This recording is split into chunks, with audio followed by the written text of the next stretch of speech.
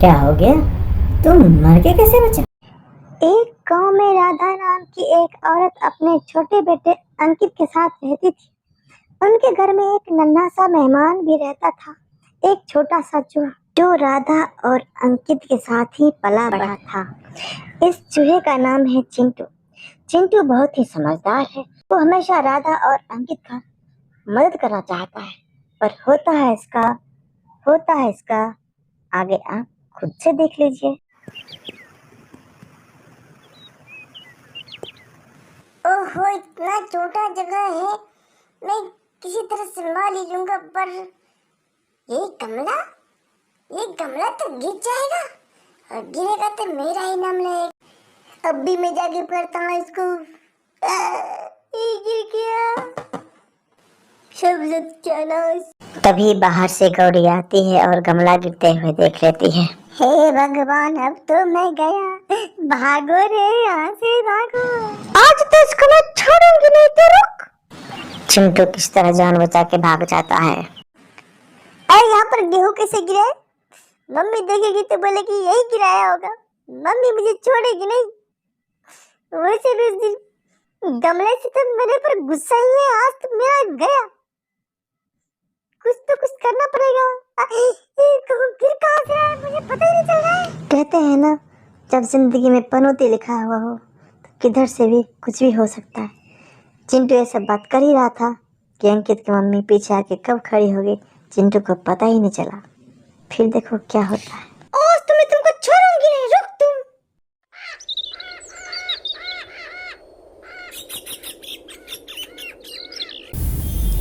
आज चिंटू और अंकित बहुत दिनों बाद मिला है। देखिए क्या बात करता है। अंकित, आज तो मैं मर के ही जाऊं। क्या बताऊं तुमको? क्या हो गया? तुम मर के कैसे बचा? वो गेहूं का बोरा है ना, वो उससे गेहूं गिर रहा था। मैं सोचा कुछ न कुछ करके इसे बचा लेता हूँ। मैं उसके बारे में कुछ बात ही कर रहा था कि मैं इसे कैसे बचाऊं, और मम्मी पीछे आके खड़ी हो गई। फिर क्या हुआ? फिर क्या बताऊं भाई, मम्मी मुझे मार ही डालती। मैं मरते मरते ही बचाऊं आज। अरे बुद्धू, मम्मी तुम्हें मार दी थोड़ी ना। हाँ, तुम्हें नहीं पता, मम्मी तो ऐसे मुझे मार ही देती।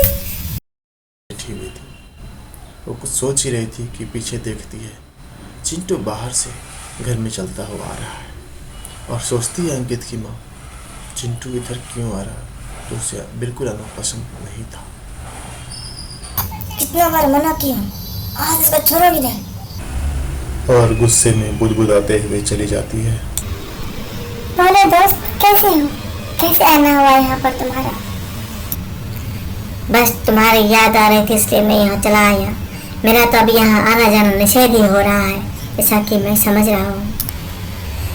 ऐसा नहीं बोलती दोस्त, मम्मी बहुत अच्छी है, सिर्फ वो गुस्सा करती है और कोई बात नहीं, तुमको तो बहुत प्यार भी करती है। सच्ची में मुझे पता है तुम मेरा दिल रखने के लिए सब बात बोल रहे हो। हाँ, मम्मी मुझे प्यार तो करती है, लेकिन आजकल मुझसे रूठी हुई है। चलो दोस्त, अब मैं जाता हूँ। तुमको मैं बोली हूँ ना, चिंटू यहाँ नहीं आएगा। क्यों ये हो? मैं बार-बार मना करती हूँ उसको यहाँ नहीं आने देना है, फिर उसको तुम बुलाते हो। ये तो वो तुम्हारा हुआ क्या? तुम्हारा पैर तोड़ दूंगी मैं, समझ गया? और सारी बातें चिंटू बाहर खड़ा होकर सुन लेता है। आज के बाद मैं यहाँ कभी नहीं आऊंगा, कभी नहीं। अंकित बुलाएगा तो भी नहीं आऊंगा। मैं जाता हूँ।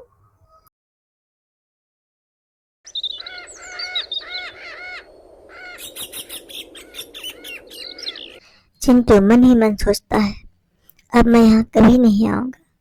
अंकित बुलाएगा भी तो भी नहीं आऊंगा, और वहां से पीछे चला जाता है। आज अंकित की माँ बेड पर सो रही है, ना वो कुछ बोल रही है, ना वो उठ रही है। अंकित बाहर से खेल के आता है और देखता है कि माँ सो रही है। कुछ क्षण वो खड़ा होता है, माँ को देखता है, और जब वो कुछ नहीं देखता है, सोचता है माँ सो रही है, और वो सोच के बाहर निकल जाता है। फिर वो कुछ समय बाद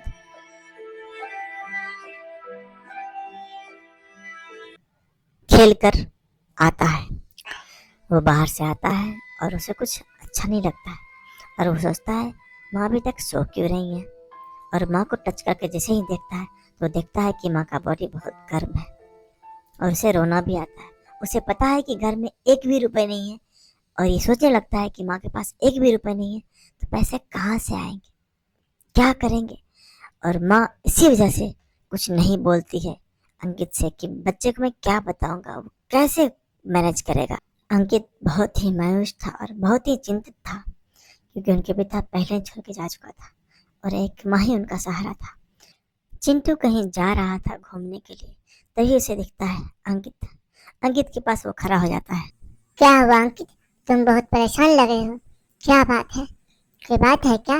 मुझे बताओ, मैं तुम्हें अवश्य हेल्प करूंगा। अंकित चुप रहता है और सोचता है तुम मेरा हेल्प क्या करोगे, मेरी मम्मी तो तुम्हें देखना नहीं चाहता है।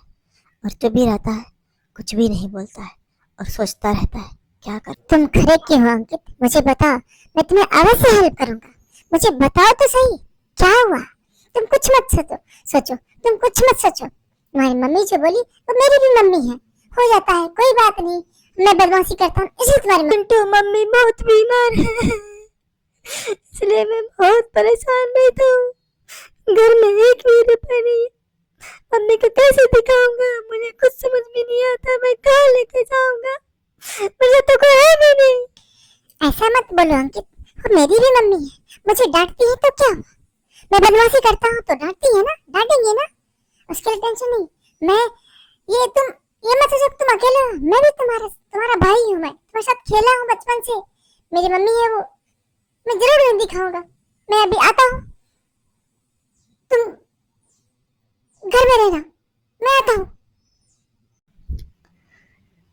चिंटू आता हूँ बोल के चला जाता है, लेकिन अंकित सोचता है वो क्या करेगा। ये सब सोच के रोने लगता है और रोता ही रहता है उस जगह पर बैठ के।